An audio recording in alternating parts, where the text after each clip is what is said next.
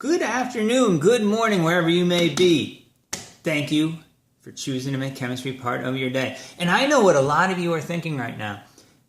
You know, we did molarity, we did milliliters of molarity, we found out how to get moles, and I really feel like I've been gypped. I haven't been able to use a mole-to-mole ratio with molarity. So, if you're feeling that way, you are in luck today, because this video, we're going to let you do just that. So we're going to use stoic with volume, and we're going to do analysis problems. So again, these are a little bit tricky. You got to read carefully. You got to think. You got to think on this. There's going to be a lot of pieces. You got to put it together. This gets to be the point where people start having a little bit of trouble with the math, finding chemistry difficult. Again, if you've learned the skills and the processes that I've been trying to teach you, you should be fine. Hopefully you haven't been fighting it and trying to, not use dimensional analysis. So, without further ado, let's do some chemistry. Alright, so let me set the stage. This time we're going to talk about, last time we did combustion analysis, let's do titration analysis. So this is basically solutions. Quick reminder, when you see milliliters of molarity, you should be like, yay, moles, woo! I know what to do, start with moles, get moles. You might see the word equivalence point. Equivalence point is a fancy word that says you can use a mole-to-mole ratio. Okay, it doesn't really mean that. It means you're at the stoichiometric equivalent point of the reactants for the reaction to go where they're both limiting reactants. So like in lab where the two lines cross that we did last week in lab and next week in lab. But really what it means is I can do math and I can use a mole-to-mole ratio, and otherwise you can ignore the word. Same thing with titration, really, as far as the word problem goes. Titration means you add in small amounts one reactant to the other reactant, if you want to know what the word means. And then, so titrations, dripping, that kind of thing. And then, again, when you're reading these things, make sure it's a sample or specific chemical. Solution is more than one chemical, or sample, rock, what have you, is made of more than one thing. If it's made of more than one thing, you can't use a formula weight. Can't use a mole-to-mole ratio because it's a bunch of stuff. So it's going to be at the end and the last piece of the analysis problem. So we're going to do a straightforward one, and then we'll do a less straightforward one. But if you're really thinking about what I've been teaching, hopefully most of this is still pretty straightforward. You might make a mistake, get a little lost in the middle, but the vast majority of what you're going to do should be pretty straightforward when you're reading these word problems. Again, learn the process, think about what you're doing, and you'll be okay. Don't just memorize one way to do things, but think about what we're allowed to do. Because we're still only using three different things mathematically. We're using them every way humanly imaginable, and I do that intentionally, and I mix them up intentionally. But we're really only using three things, so you can do it. You can learn what those three things are used for and what they mean. Molarity, formula weight, and mole-to-mole ratio, if you're wondering what the three are. Okay, so let's take a very standard chemistry question. Zinc sulfide reacts with hydrochloric acid to produce hydrogen sulfide gas. How many milliliters of 51.2 millimolar hydrochloric acid are required to react with 392 milligrams of zinc sulfide? So, as always, D-word problemify this. And yes, that's a real word. My assault on the English language continues unabated. And I've underlined the stuff that we care about, and the rest of this stuff to the wind. All right, so, and again, what I like to do, we need a reaction. So make sure you got your reaction, put your info in columns underneath what we have, and let's see what we got. So we got 0.392 grams of this stuff. We don't know, we want to know how many milliliters of this stuff. We have a molarity of this, and that's it. Okay. So this is moles over liters. So that's moles in volume. We want volume at the end, so what it really means is we need moles. There's no other info here, so we must get the moles of it from something else. So we're going from column A to column B. The only way to go from chemical A to chemical B is through the use of a, you got it, mole-to-mole ratio, which we can only get from a balanced chemical reaction. So I think it's pretty straightforward where we're going to start. Or, if we want to be snarky, if all else fails, convert what we can to moles. Can't do just molarity to moles, but I can do grams to moles, so why don't we just start there?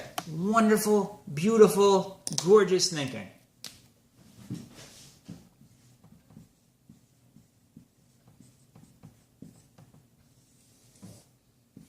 All right, and you're going to laugh at me. I'm going to grab a periodic table because I don't have the formula weight of zinc in front of me. But luckily, my wallet always has a periodic table in it. I might need better glasses to read the numbers off it, but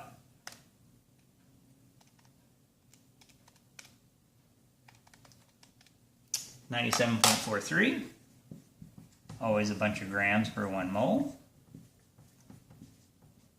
And why is it, if all else fails, we convert it to moles? Because once we have moles, we can use a mole-to-mole ratio. So let's do that. We're asked about this. We have info about this. This is on top, so carry it down. And again, don't think about what the ratio is. Just literally keep the numbers as written. And now we have moles of HCl. So now we got to do a little thinking. Let's backtrack.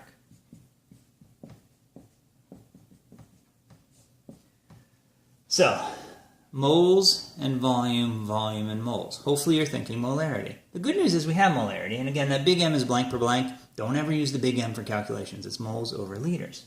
So I have moles of HCl on top. To cancel that out, I'm going to need moles of HCl over here. Which, if moles is on the bottom, then the liters must be on the top, and it's always a bunch of moles per 1 liter. In this case, 0.0512. And if you look at what we have, if you cancel out your units, we are left with liters of HCl, which is not bad. We want milliliters, so I'm just going to go one step further. Use our metric system. And this should give us the answer we need. So, the good news / bad news is we just used all of our skills in one problem, which is awesome. The bad news is you need to have, I don't know if mastery is the right word, but definitely whatever one step below mastery is. Apprenticeship in all of these skills. Alright, so I do all of this and I get 157 milliliters of HCl solution required. Now really all I want is 157. But I like to put in a sentence, make sure we know what the number means. It's great we get a number, but if we don't know what it means, is it really useful? I don't know. If a tree falls in the woods, does anybody hear it? Only if it makes a sound. Alright, so that's a pretty straightforward example. This usually throws people a little bit with the moles and the liters, so I want to do one like this where we got a volume out at the end. We could have also started with milliliters of molarity of zinc sulfide, and then you would do milliliters to liters, multiply by the molarity, use your mole-to-mole ratio, and the back end would look the same. So you can do any combination. We can go volume to volume to mass, mass to volume, or mass to mass. And we've done, I think, 3 out of 4 of those examples in class, so just as a refresher. All right. That's great, Dr. Wirgo. I thought you said these were going to be tricky. I want to do more. I want to use more skills. I saw on that front slide you put super mad chemistry skills. Where are they? Ah, they're right here. So, a dilute solution of hydrogen peroxide is sold in drugstores as a mild antiseptic. That sentence does what? It makes us a real-life problem. It makes us excited to do chemistry. But I know you all. You roll out of bed excited to do chemistry, so you don't even need that sentence. But if you're having a bit of a bummer day, if it's raining, the people down the hall were making noise at 3 in the morning or shooting fireworks out of the window below yours, maybe you're not as excited as you need to be, so we put that sentence in, and you are now properly excited. All right, so who cares? Whatever. A typical solution was analyzed for the percentage of hydrogen peroxide by titrating with potassium permanganate. Again, that's just a description of this reaction. More excitement. I cannot be any more excited. I will fall out of this chair if I get any more excited. What is the mass percent of hydrogen peroxide in 57.5 gram solution if 38.9 milliliters of 0.534 molar potassium permanganate is needed to reach the equivalence point? Whew. We're okay. We already eliminated half the problem. So what's the stuff we really need to know? Well, I need to know what I'm going to solve for. That's always super duper important. And in this case, it's the mass percent of hydrogen peroxide. And then look at the other info. 57.5 grams of solution, milliliters of molarity. Milliliters of molarity, that's where we're going to start the problem. And KMN4. So let's do my usual, put it into columns. Wow, there's a lot of stuff we don't even have to worry about. Look at all that blank space. You know, in a lot of ways, you could just do this. What do I actually need to know? Don't care. Don't care, don't care, don't care. Well, I care because I care about everything. But as far as pragmatically useful, nope. Look at how much of that word problem we just got rid of. This got a lot simpler. Real fast. Okay. So, we don't have any information about peroxide. Which means, of course, we're going to have to get it from another chemical. Which, if we're going from chemical A to chemical B, we have to use a awesome mole-to-mole ratio, which we can only get from a balanced chemical equation. Just as a reminder. And yes, I say that every single video we do Stoic. All right. The other piece that's complicated, and you can mess up here, is 57.5 grams of solution. Is solution a chemical such as hydrogen peroxide? Or is a solution, by definition, a homogeneous mixture? Keyword meaning mixture. Keyword meaning two or more things in there. In reality, this solution probably has lots of things in it. Which means we can't use formula weight, we can't use mole to mole, we don't even know what the chemical is, it's stuff. So, we're just going to have to leave this out in an island here.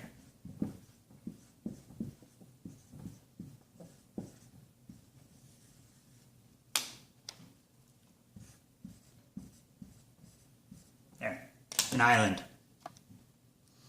Alright, so that's out in an island, we'll come back to that. But let's, if all else fails, let's take the numbers we have and do what? Convert it to moles. Dig it through your yard. Yep, awesome.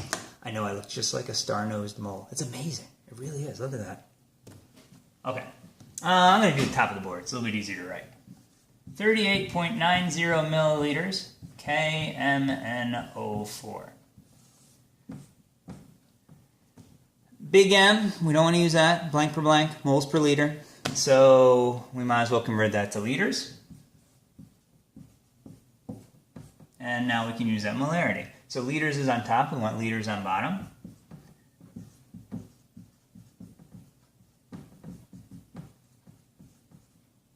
And now we have moles. The beauty of the mole of once we have moles is we should always just jump into the mole-to-mole ratio. So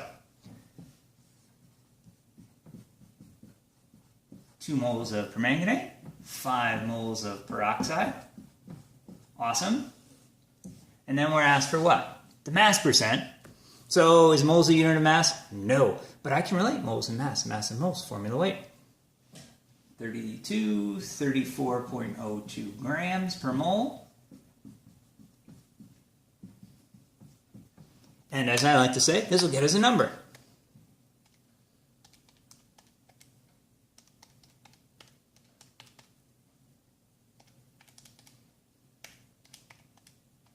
And that number is 1.7, how many sig figs? 4. 7, 6, or actually only 3 sig figs. 1.77 grams of peroxide. That's very exciting. I did a problem that filled up my whole board. Am I done? Have I answered the question? Well, the good news is we got more mathemagics, we got more excitement, we are not done, right? Because what's the mass percent? Well, that's not mass percent. So, what if I don't know what mass percent is? The good news is I know what a percentage is, and I know how to read. So we can do this. Percent means 100 times the part over the whole. And the part is always whatever they ask you about. Well, they asked me about the mass of hydrogen peroxide. So that's awesome. And then I have to think about what would be the total mass. Well, that's probably my sample over here. So, this isn't too bad. 100 times what we just calculated, 1.77 grams. Now we have to free this from the island. So let's build a little, we'll build a little boat. Here I am. Here I am with my oar. We're rowing. And we're going to take that sample and drop it down here.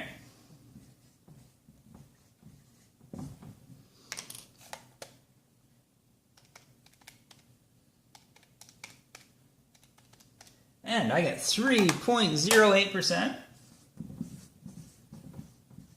And legally, hydrogen peroxide is labeled as 3%. So that's a minimum when you buy that at the store. So that's very realistic.